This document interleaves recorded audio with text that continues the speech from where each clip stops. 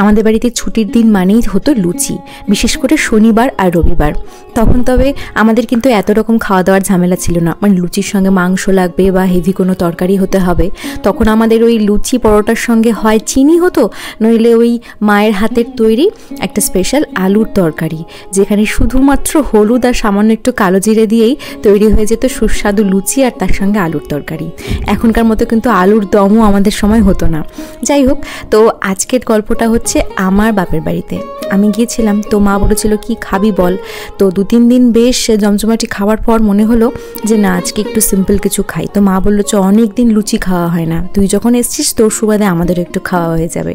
তো মা এদিকে লুচি বেলে দিল, আমি ফটাফট করে লুচি ভাজলাম। দেখো কত সুন্দর ফুলকো হয়েছে, মানে লুচির ময়ামটা কিন্তু বেশ ভালো হয়েছে। এদিকে আবার বাবা সেদিন মাটন নিয়ে এসেছিল, আর মাটন রান্নার প্রিপারেশন স্টার্ট হয়ে গেছে। আমার মায়ের হাতের মাটন খাওয়া আর বিয়ে বাড়ির মাটন একদম সেম। বাবা এখানে একটু রসুন পেঁয়াজ কেটে মাকে হেল্প করে দিচ্ছে।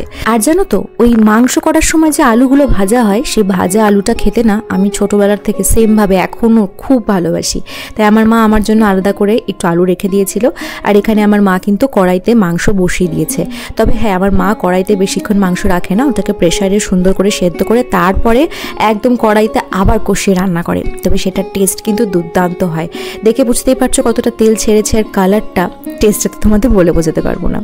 যাই হোক, এই ছিল আজকের সিম্পল অ্যান্ড স্পেশাল মেনু। তো চলো আসি।